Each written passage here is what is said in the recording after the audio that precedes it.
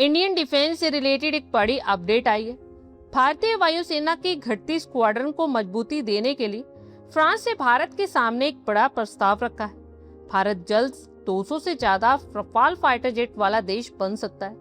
114 नए रफाल की करीब 3.25 लाख करोड़ रुपए की मेगा डील अब एक कदम और आगे बढ़ गई है। फ्रांस के डसोल्ट एविएशन ने भारत को इस डील का पूरा तकनीकी और कमर्शियल प्रस्ताव सौंप दिया। फिलहाल भारतीय वायुसेना बेड़े में पहले से मौजूद 36 रफाल और नौसेना के लिए प्रस्तावित 36 रफाल एम के ऑर्डर को मिलाकर ये संख्या 62 रफाल एयरक्राफ्ट तक पहुंचती है। 114 नए रफाल शामिल होने के बाद देश में रफाल एयरक्राफ्ट की संख्या 176 हो जाएगी। वही भारतीय नौसेना फ्यूचर में 31 और रफाल एम शामिल करने की योजना पर भी काम कर रही है। फ्रांसीसी प्रस्ताव की सबसे बड़ी खासियत भारत में बड़े पैमाने पर लोकल मैन्युफैक्चरिंग का प्लान है। बता दें कि भारत सरकार इसी साल मई महीने में गवर्नमेंट टू गवर्नमेंट डील के तहत फ्रांस को लेटर फॉर रिक्वेस्ट जारी किया था।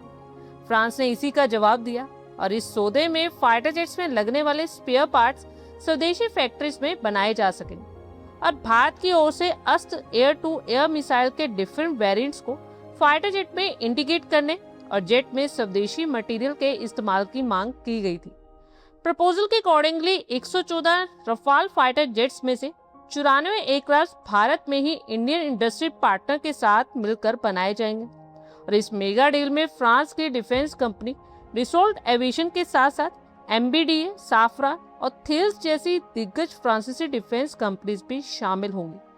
भारत सरकार इस प्रपोजल में स्वदेशी कंपोनेंट्स को बढ़ाने और भारतीय हथियारों को इंटीग्रेट करने पर खास ध्यान दे रही है। इससे टाटा, L&T और दूसरे भारतीय उद्योग जगत को करीब 1.6 लाख करोड़ रुपए के अवसर मिलने की संभावना है। रफाल फाइटर जेट की बात करें तो जेट फ्रांस की कंपनी डसोल्ट एविएशन द्वारा बनाया गया एक एडवांस 4.5 जनरेशन का twin engine multi role fighter jet है। ये हवा से जमीन पर हमला करने, जासूसी करने और परमाणु हथियारों को ले जाने में पूरी तरह से सक्षम है। इसकी स्पीड मैक 1.8 यानी 1912 किलोमीटर पर आवर है और रेंज 3700 किलोमीटर है। इसमें मेटियोर स्कैल्प जैसी घातक मिसाइल लगाई जा सकती है। ये सिंगल सीटर और डबल सीटर दोनों वर्जन्स में आता है। भारत ने 28 सिंगल और 8 ड्यूल सीटर रफाल खरीदे। इनमें 3 तरह की मिसाइल्स लगाई जा सकती। हवा से हवा में मार करने वाली मेटियोर, हवा से जमीन पर मार करने वाली स्कैल्प और हैमर मिसाइल। रफाल स्टार्ट होते ही महज 1 सेकंड में 300 मीटर ऊंचाई पर पहुंच सकता है, यानी एक ही मिनट में रफाल 18,000 मीटर की ऊंचाई तक पहुंच जाता है। इसका रेट ऑफ क्लाइंब चीन और पाकिस्तान के पास मौजूद एडवांस फाइटर प्लान से भी बेटर है।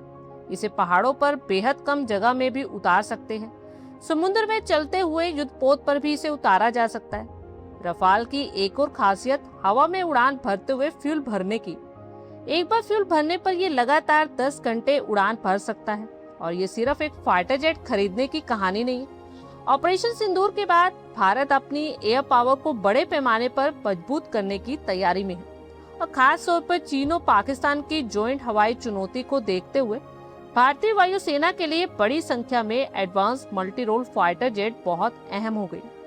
ऑपरेशन सिंदूर ने ये साफ कर दिया कि फ्यूचर की लड़ाई में सिर्फ फाइटर जेट्स की क्वालिटी नहीं बल्कि संख्या, लंबी दूरी की मिसाइल, एसा रडार, इलेक्ट्रॉनिक वॉरफेयर नेटवर्किंग और स्टैंड ऑफ वेपन्स का पूरा कॉम्बिनेशन निर्णायक होगा। पाकिस्तान के पास चीन से मिले J-10C जैसे एडवांस 4.5 जनरेशन फाइटर जेट हैं और पाकिस्तान की अपनी जानकारी के मुताबिक J-10C में एसा रडार और बियॉन्ड विजुअल रेंज मिसाइल क्षमता है।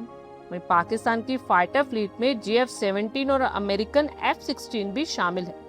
2025 में भारत पाकिस्तान संघर्ष के बाद चीन ने भी स्वीकार किया कि उसके इंजीनियर्स ने पाकिस्तान की वायुसेना को तकनीकी सहायता दी थी। चीनी J-10C को उस संघर्ष में पहली बार वास्तविक युद्धक परिस्थितियों में इस्तेमाल किया गया था और यही वजह है कि भारत के लिए रफाल की संख्या बढ़ाना सिर्फ स्क्वाड्रन गैप भरने का मामला नहीं बल्कि एयर कॉम्बैट में क्वालिटी के साथ साथ क्वांटिटी बढ़ाने की रणनीति भी शामिल है। भारत के लिए असली चुनौती चीन है। चीन तेजी से अपने 5th जनरेशन की फाइटर फ्लीट को बढ़ा रहा है और कहा जा रहा है कि चीन की J-20 बेड़े की संख्या करीब 500 बताई गई।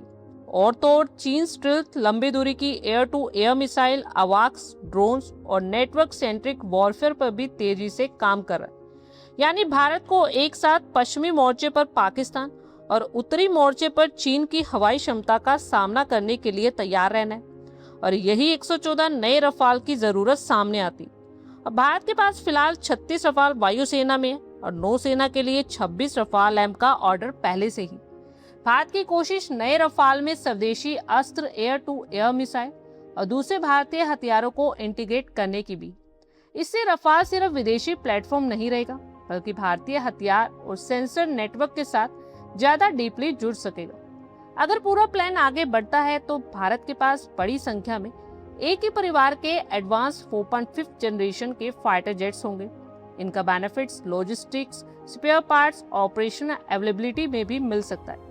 सबसे खास बात यह है कि रफाल को भारत अपनी लंबी दूरी के हथियारों, स्वदेशी missiles, airborne early warning system और एयर डिफेंस नेटवर्क के साथ इस्तेमाल कर सकते हैं। ये भारत को 2 मोर्चों पर एडवांस फाइटर जेट की अवेलेबिलिटी और स्ट्राइक कैपेबिलिटी बढ़ाने में महत्वपूर्ण बढ़त दे सकती। भारत की रणनीति सिर्फ रफाल पर निर्भर रहने की नहीं है।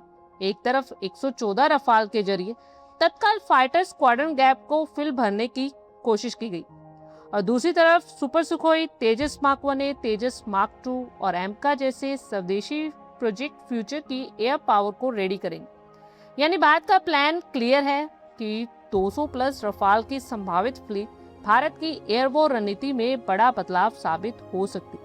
आप लोगों की क्या कुछ राय है, कमेंट बॉक्स में शेयर करें। आई होप आपको हमारी ये वीडियो अच्छी लगी होगी और आगे भी इसी तरह के अपडेट्स के लिए हमारे चैनल को जरूर सब्सक्राइब करें।